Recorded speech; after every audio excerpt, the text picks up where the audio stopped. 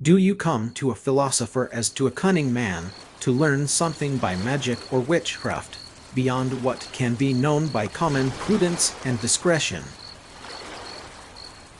A man posing for a painting. If refined sense and exalted sense be not so useful as common sense, their rarity, their novelty, and the nobleness of their objects make some compensation, and render them the admiration of mankind. The unhappy of all men is he who believes himself to be so. The stability of modern governments above the ancient, and the accuracy of modern philosophy have improved and probably will still improve by similar gradations. The virtues of valor and love of liberty, the only virtues which can have place among an uncivilized people, where justice and humanity are commonly neglected.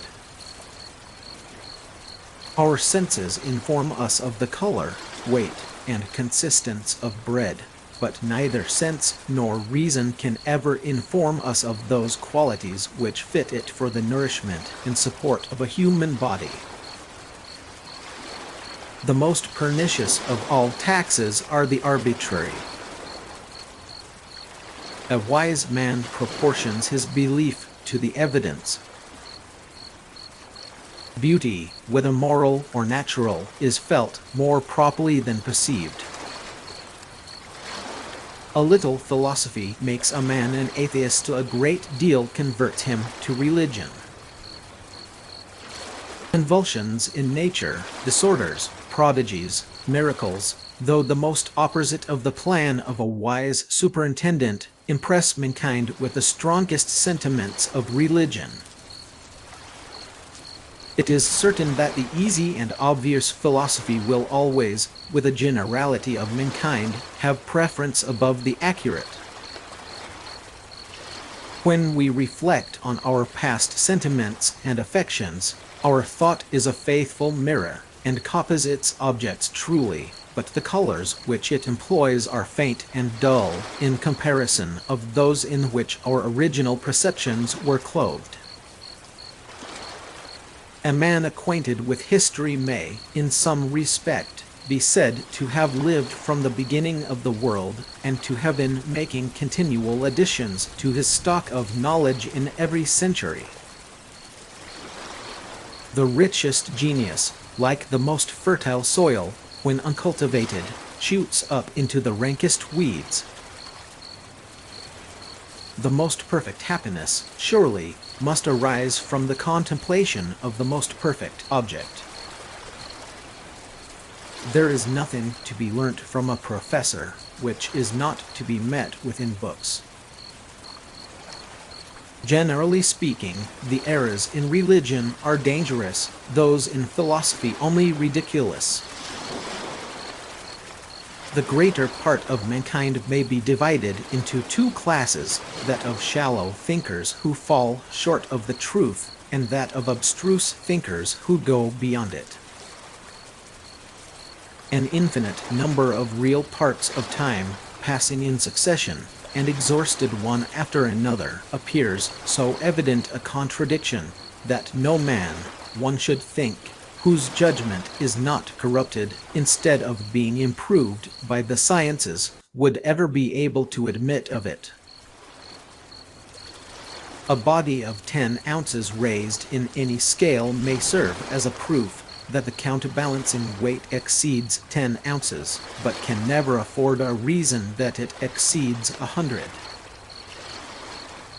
In all societies people depend so much on one another that hardly any human action is entirely complete in itself, or is performed without some reference to the actions of others that are needed if the action is to produce what the agent intends. Though men of delicate taste be rare, they are easily to be distinguished in society by the soundness of their understanding, and the superiority of their faculties above the rest of mankind. Which is more likely, that the whole natural order is suspended, or that a Jewish minx should tell a lie? The most lively thought is still inferior to the dullest sensation. It is only from the selfishness and confined generosity of men, along with the scanty provision nature has made for his wants, that justice derives its origin. The mention of one apartment in a building naturally introduces an inquiry or discourse concerning the others, and if we think overwound, we can scarcely forbear reflecting on the pain which follows it. If morality had naturally no influence on human passions and actions, it were in vain to take such pains to inculcate it, and nothing would be more fruitless than that multitude of rules and precepts with which all moralists abound. The victory is not gained by the men at arms, who manage the pike and the sword, but by the trumpeters, drummers, and musicians of the army. Truth springs from argument amongst friends.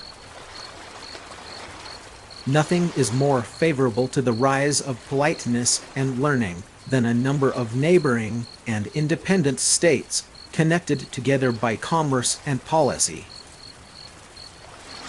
Art may make a suit of clothes, but nature must produce a man. We may well ask, what causes induce us to believe in the existence of body? But 'tis vain to ask, whether there be body or not. That is a point which we must take for granted in all our reasonings. All morality depends upon our sentiments, and when any action or quality of the mind pleases us after a certain manner, we say it is virtuous, and when the neglect or non-performance of it displeases us after a like manner, we say that we lie under an obligation to perform it.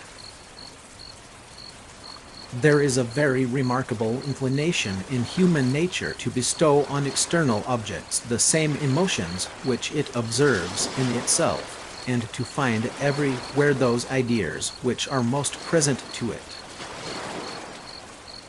Nothing can be more real, or concern us more, than our own sentiments of pleasure and uneasiness, and if these be favorable to virtue and unfavorable to vice, no more can be requisite to the regulation of our conduct and behavior.